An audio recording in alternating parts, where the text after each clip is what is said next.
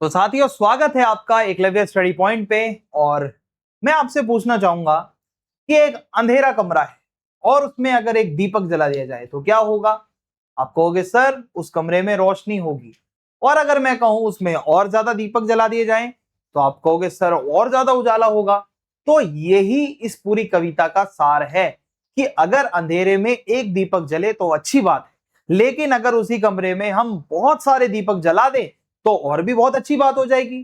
तो ऐसा ही हमें ये कविता सिखाती है, यह दीप अकेला।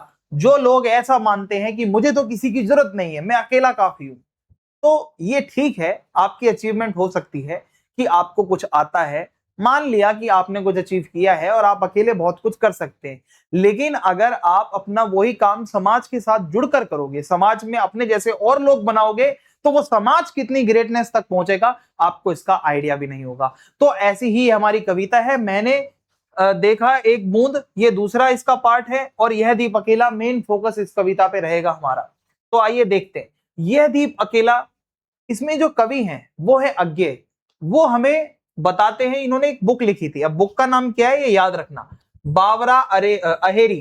ठीक है, इस बुक से इन्होंने अपनी ये कविता लिखी है और ये हमें बताते हैं इसके अंदर कि जो दीपक है, ये दीपक की जो मैंने बात करी थी ना, अभी कमरे में दीपक जला दो, वो दीपक एक सिंबल है ह्यूमन का, इंसानों का। ये मनुष्य का प्रतीक है कि व्यक्तिगत सत्ता, जैसा कि मैंने कहा, हो सकता है कि आपने कुछ अचीव किया हो, अच्छी बात है, हर कोई करता है, लेकिन आप अगर उसको समाज के लिए काम में लाओगे तो सोचो वो समाज कितना आगे बढ़ेगा। तो समाज के साथ ऐसे व्यक्ति को जोड़ना चाहिए जिस व्यक्ति के अंदर थोड़ा बहुत भी टैलेंट है। ठीक है भाई, तो ये दीपक क्या है, आप मान के चलो एक इंसान का ही प्रतीक है। तो हमारी कविता की लाइनें हैं, ये दीप अकेला स्नेह भरा है, गर्व भरा मदमाता, इस पर इसको भी पंक्ति को दे दो, यह जन है गाता। गीत जिन्हें फिर और कौन गाएगा, पंडुब्बा ये मोती सच्चे फिर कौन कीर्ति लाएगा। यह समीधा ऐसी आग हटीला बिरला सुलगाएगा, यह अद्वितीय यह मेरा यह मैं स्वयं विसर्जित, यह दीप अकेला स्नेह भरा है गर्व भरा मदमाता, पर इसको भी पंक्ति को दे दो। अब ये जो लाइनें हैं आपके सामने, जो पहला काव्यांश मैंने आपके सामने रीड करा, इसमें क्या बताया जा रहा है, इसमें कंपैरिजन किया जा रहा है दीपक और तेल के बीच में। क्या कंपैरिजन है, मैं आपको बहुत अच्छे से आसान भाषा में समझाता हूं। देखो, दीपक तभी तक रोशनी दे सकता है जब तक उसमें तेल है। भाई सही बात है, अगर तेल नहीं होगा तो वो रोशनी कहां से आएगी। और देखो, तेल से ही उसकी शक्ति है, जैसे ही तेल खत्म दीपक बुझ जाता है। और यहाँ तेल मनुष्य के गुणों और उसकी ऊर्जा का प्रतीक है कि जब तक आपके अंदर टैलेंट है, जब तक आपके अंदर स्किल है, जब तक आपके अंदर गुण है, तो सब सही रहेगा। जैसे ही आपके अंदर कोई गुण नहीं होंगे, आपके अंदर ऊर्जा नहीं होगी, तो आप किसी काम के नहीं हो, आपको कोई नहीं पूछने वाला, आपका प्रकाश खत्म। तो मनुष्य का जो आत्मविश्वास है, ठीक है, जब मनुष्य को ये फील होता है ना कि मैं ही बुद्धिमान हूं, मैं ही सबसे ऊपर हूं, मैं ही शक्तिशाली हूं, या उसमें कोई गुण होता है, तो वह एक सीधी लौ की तरह अडिग खड़ा हो जाता है। कहते हैं ना ऐसे करके यूं अकड़ आ जाना कि भाई मैं ही सब कुछ हूं, मेरे अंदर ही सब कुछ है। तो वो अकेले होते हुए भी दुनिया को रास्ता दिखा सकता है। उसमें इतना कॉन्फिडेंस होता है कि मैं अकेला हूं लेकिन मैं पूरे दुनिया को रास्ता दिखा दूंगा, ये कॉन्फिडेंस आ जाता है। और इतराने के दो पहलू हो सकते हैं। इतराने शब्द के दो अर्थ हैं, इतराना यानी अकड़ करना, दो चीजें हो सकती हैं। एक तो है पॉजिटिव कि भाई जब आपको अपनी क्षमता पर भरोसा है, आपको पता है अंधेरे को भी काट दोगे, इतनी आपके अंदर ताकत है, तो वो गर्व के साथ अपना सिर ऊंचा करके कह सकता है कि हाँ मेरे अंदर भाई ये चीज है। एक है नेगेटिव, अहंकार। यदि दीपक ये भूल जाए कि भाई वो तेल की वजह से जल रहा है और उसे लगे कि भाई ये सारी रोशनी जो है वो उसकी अपनी है, तो ये उसका वहम है, वो तेल की वजह से, वो ऊर्जा की वजह से वो रोशनी है, तो अहंकार नहीं होना चाहिए। अपने अंदर एक सकारात्मक रोशनी रखो, ठीक है। फिर एक से भले दो। अब मान लिया एक दीपक बहुत अच्छा है, ठीक है, रोशनी दे रहा है, स्किल वाला कोई बंदा है, बहुत अच्छा है, लेकिन सोचो समाज को ऐसे दो बंदे मिल जाए, सोचो तीन मिल जाए, सोचो चार मिल जाए, समाज कहां से कहां पहुंच जाएगा यार। मतलब आपको आइडिया नहीं है हमारा समाज इतना आगे बढ़ जाएगा। सोचिए एक अंधेरे कमरे में एक दीपक जल रहा है, रोशनी तो देता है लेकिन उसकी एक लिमिट है, और अगर हम बहुत सारे दीपक रख दें तो कितना मजा आएगा, वो रोशनी कितने गुना, कई गुना तक वो रोशनी बढ़ जाएगी। तो व्यक्ति से समाज तक यहां कहा जा रहा है कि देखो एक व्यक्ति कितना भी गुणवान क्यों ना हो, अगर वो अकेला है तो उसके जो गुणों का फायदा है वो लिमिटेड होगा, सब तक तो नहीं पहुंच पाएगा। लेकिन जब वो कम्युनिटी से जुड़ जाएगा, जब वो समाज से, वही व्यक्ति जो टैलेंटेड व्यक्ति है वो जब समाज से जुड़ जाएगा तो होगा क्या, उसका ज्ञान दूसरों तक पहुंचेगा, उसके ज्ञान से दूसरे लोगों का भला होगा, किसी और का भी भला हो जाएगा और समाज उसे पहचान और सम्मान देगा। समाज में जब लोग कुछ भला करते हैं ना भाई समाज के लिए, तो समाज उनको बहुत महान मानता है। ठीक है, तो ऐसा करोगे तो बहुत अच्छा लगेगा और जब सब मिलजुल जाएंगे तो बदलाव आएगा, तब क्रांति आएगी, बहुत कुछ बदलेगा। मैं से हम का सफर, हमेशा मैं तक मत रहो, ये मत सोचो कि बस मैं अपनी अपनी बात करूं, समाज की बात करो भाई, देश के लिए बात करो। तो अकेला मनुष्य सिर्फ एक इकाई है, लेकिन समाज के साथ जुड़ोगे तो आप एक शक्ति बनोगे, आप पावर बनोगे जो समाज को आगे लेकर जाएगा। कल का आप एक उगता सूरज बनोगे, ठीक है, और अपने जैसे अन्य सूरज भी आगे आएंगे। तो एक छोटा सा उदाहरण है, मान लो एक बहुत अच्छा डॉक्टर अगर जंगल में अकेला रहेगा तो उसकी विद्या किसी काम की नहीं है, लेकिन वही डॉक्टर जब अस्पताल से जुड़ेगा, हजारों लोगों का इलाज करेगा, तभी तो उसका फायदा है। उसकी स्किल्स का क्या करना है जब वो जंगल में बैठेगा एमबीबीएस लेकर। तो ये बातें हैं। गोताखोर कौन होता है, देखो कहते हैं ना पंडुब्बा, गोताखोर कौन है? गोताखोर वो व्यक्ति होता है जो मुश्किलों से डरता नहीं है। जैसे एक गोताखोर होता है समुद्र की गहराई तक जाकर भी लहरों के खतरे के मोल, मतलब मान के चलो रिस्क लेकर भी वो नीचे जाता है।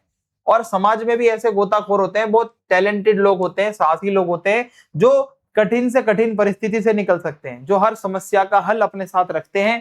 तो यहाँ पर सच्चा मोती कौन होता है? सच्चा मोती इस लाइन का मतलब होता है गहरे समंदर में छुपे जो मोती हैं, जैसे ज्ञान, सत्य, नए विचार, ये सारी बातों को मतलब एक मोती की तरह सिंबलाइज किया गया है कि जो व्यक्ति अपने अंदर ज्ञान रखता है, उच्च विचार रखता है, नए विचार रखता है, सच बोलता है, वही असली गोताखोर है।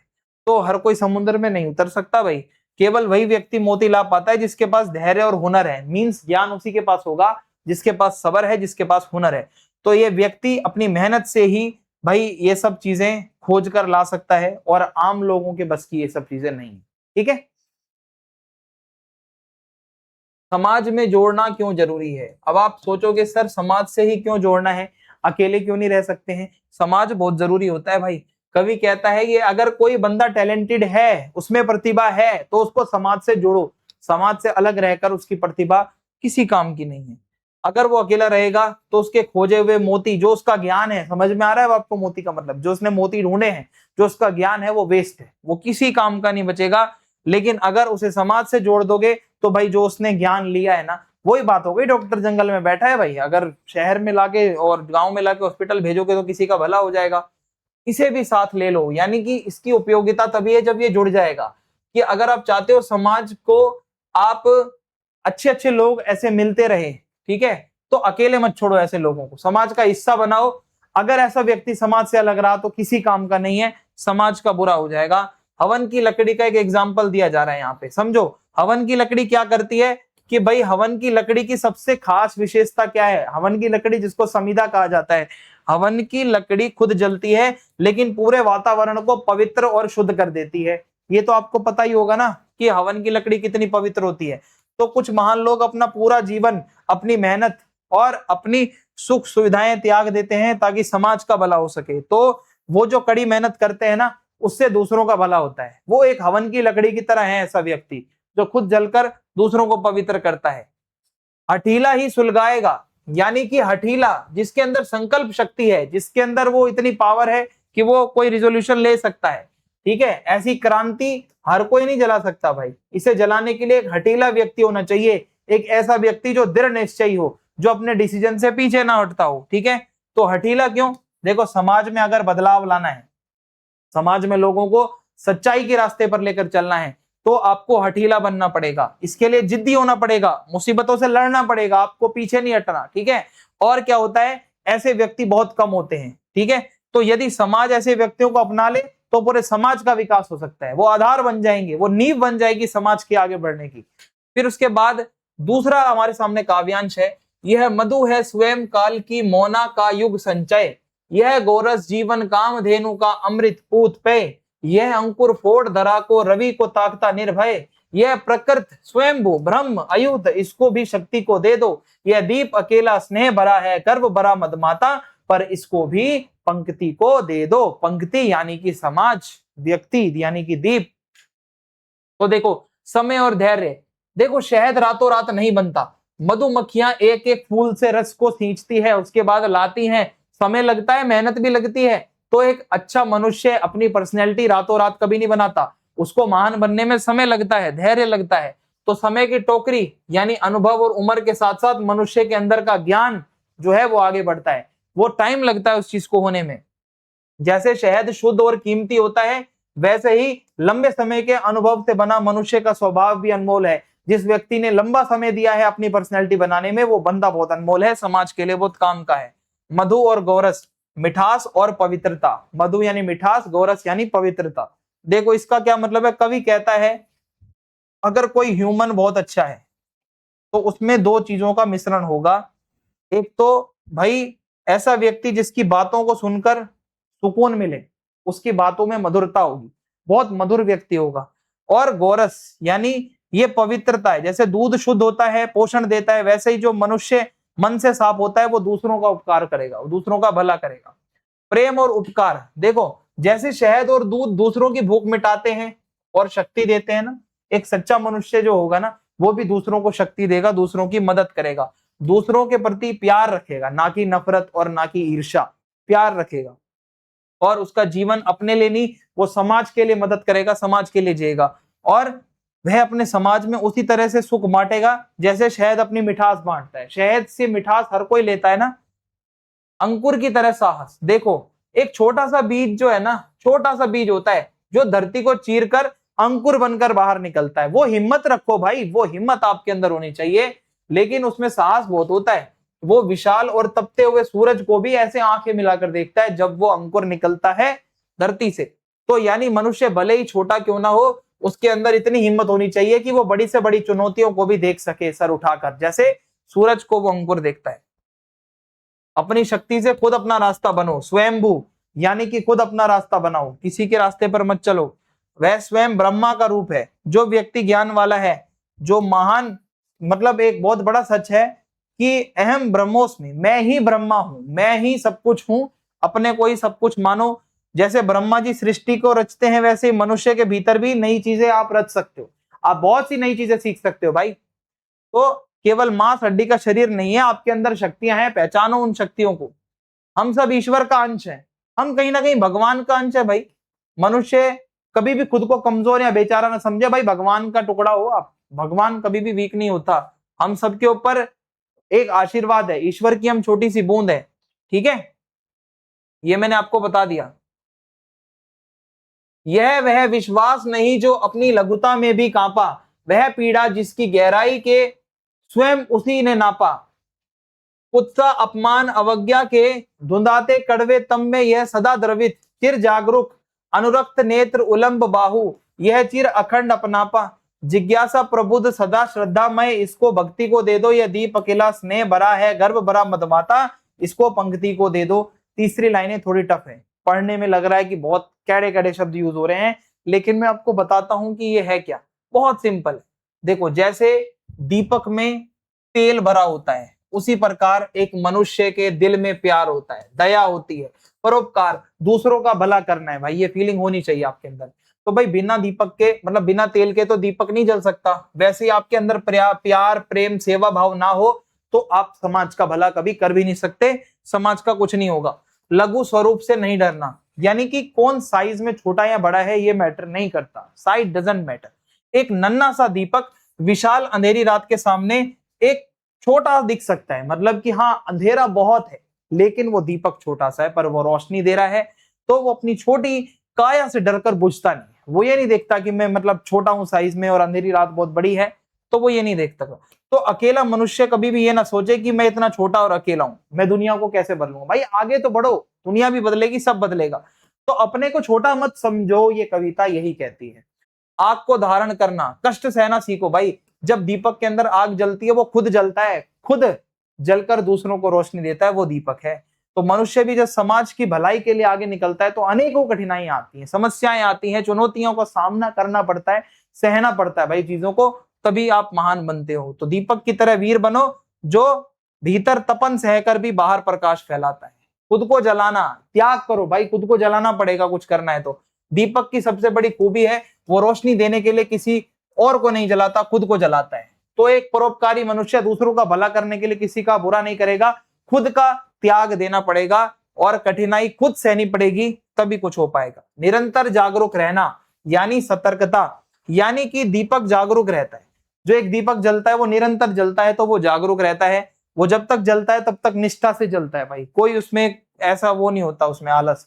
एक महान मनुष्य भी भाई हमेशा जागरूक रहता है। जो व्यक्ति महान होगा समाज की बुराई, दुख, समस्याओं के प्रति सजग रहेगा, उसका सॉल्यूशन ढूंढेगा, कभी आलस में बैठेगा नहीं। स्नेह और ज्ञान का संगम। अब इसका मतलब क्या है, देखो कवि कहता है कि भाई मनुष्य के पास दो चीजें हैं, वो साक्षात दीपक है। एक तो प्यार, भाई लोगों से जोड़ेगा, जब आपके अंदर प्यार होगा ना तभी तो कोई आपके पास आएगा। प्यार लोगों से आपको जोड़ेगा। और ज्ञान जो अंधकार को मिटाएगा, अज्ञानता। तो भाई समाज का विकास कब होगा, जब ऐसे ज्ञानी लोग समाज से आकर जुड़ेंगे। अकेला दीपक एक कोना रोशन करेगा, पर अगर लाइन से दीपक रखोगे तो पूरा कमरा रोशन होगा। समाज का अंधकार तभी मिटेगा। ऐसे ज्ञानी लोग, दूसरों को प्यार करने वाले लोग होंगे तो समाज का जरूर भला होगा, ऐसा हमारे कवि अज्ञेय मानते हैं। तो आपको कैसा लगा जो मैंने अभी तक आपको बताया? सबसे पहले तो आप इसका फीडबैक दो। ये दीप अकेला कविता समझ में आ गई आपको भाई बहुत अच्छे से? मैंने कोशिश करी है कि आपको सिंपल से सिंपल भाषा में इसकी एक्सप्लेनेशन दो, क्योंकि आपको पेपर में व्याख्या लिखनी है। ठीक है, अब हम चलते हैं। अज्ञेय जी का पार्ट 2 है, एक और कविता है और इसमें मैं आपको बताऊं, मैंने देखा एक बूंद, तो इन्होंने एक बूंद देखी है और ये कहते हैं एक बूंद कितना थोड़े समय के लिए ऊपर उठती है, और उसी पे इन्होंने कविता लिख दी, उस बूंद का महत्व बताया। कहते हैं मैंने देखा एक बूंद सहसा उछली सागर के झाग से, रंग गई क्षण भर ढलते सूरज की आग से, मुझको दिख गया सोने विराट के सम्मुख, हर आलोक छुआ अपनापन है उन्मोचन नश्वरता के दाग से। तो है कविता थोड़ी सी, ये लिखते हैं ऐसी टफ सी लैंग्वेज में, पर मैं हूं ना आपको इजीली समझाने के लिए। देखो छोटी सी ये कविता है, हमारी अंतरा भाग 2 में दी गई है। इसमें इन्होंने बताया जो एक क्षण, एक मूवमेंट जो होता है ना, वो बहुत इंपॉर्टेंट होता है। वो एक क्षण का महत्व बताया है इन्होंने कि भाई देखो मनुष्य अपने क्षण भर के जीवन को भी बूंद की तरह सार्थकता प्रदान कर सकता है। हम समझते हैं जीवन में क्या करेंगे यार, देख लेंगे जब जो होना है होगा। नो भाई, एक बूंद है ना, वो भी समुद्र से उछल के अलग होती है, तो सूरज पड़ता है तो वो भी चमकीली बन जाती है। आप तो इंसान हो, लंबा जीवन दिया है, आप हर क्षण की वैल्यू को समझो। बूंद का एग्जाम्पल देते हुए कवि ने बताया है कि एक क्षण भी मनुष्य के जीवन को बदल सकता है। वो एक मोमेंट कभी भी आपकी लाइफ में आ सकता है जो आपको इधर से इधर ले जाएगा। तो आप उम्मीद मत छोड़ो, ठीक है। और क्या होता है मैं आपको बताऊं, तो एक बूंद का एग्जाम्पल दिया गया है यहाँ पे। कवि कह रहा है कि देखो एक बूंद का सागर से अलग होना, मान लो एक समुद्र है, यहां से एक छोटी ड्रॉपलेट अलग हुई है। अब ये है कि अलग हुई है, समुद्र से निकली है, तो ये वापस मिल जाएगी, आके नष्ट हो जाएगी। तो बूंद सागर से अलग होकर स्वयं नष्ट हो जाती है, पर वो सागर कभी नष्ट नहीं होता। कभी सुना है समुद्र नष्ट हो गया? बूंद ही नष्ट होती है भाई, समुद्र कभी नष्ट नहीं होते। तो सागर क्या है? ब्रह्मा है। सागर यानी कि जो ये सागर आप देख रहे हो, ये सब क्या है? ये भगवान है, ये ब्रह्मा है, और ये कभी खत्म नहीं हो सकता। हम इंसान है ना, हम खत्म हो जाएंगे, भगवान नहीं खत्म होगा। सागर से बूंद रूपी जीव हम क्या हैं? सागर से निकलते हैं एक बूंद की तरह। हम भगवान के एक अंश है यार, आए हैं धरती पे एक बूंद की तरह, कुछ समय बिताकर चले जाएंगे, है ना। तो इस तरीके से ये इसके अंदर यही बताया जा रहा है कि आपकी जो क्षण भंगुरता है, एक छोटे से क्षण की जो वैल्यू है, वो आपको समझाने की कोशिश कभी कर रहा है। तो भाई यही था हमारा आज का जो पूरा कॉन्सेप्ट था। दोनों कविताएं आपको समझ में आ गई होंगी कि एक तो बूंद का महत्व बताया कि भाई एक एक पल बहुत इंपॉर्टेंट है, वो मोमेंट कभी भी आ सकता है जो आपको यहाँ से यहाँ ले जाएगा। और एक तरफ हमने देखा कि भाई यह दीप अकेला, कि अकेला रहकर अचीव करना अच्छी बात है, लेकिन समाज के साथ जुड़कर कुछ करना उससे भी बहुत अच्छी बात है। तो ये दोनों चीजें आपको समझ आई हैं तो ही कमेंट बॉक्स में आप फीडबैक लिखना जो भी है। वीडियो को लाइक करें, ज्यादा से ज्यादा वीडियो को शेयर करें। जय हिंद, जय भारत। मिलते हैं नेक्स्ट वीडियो में।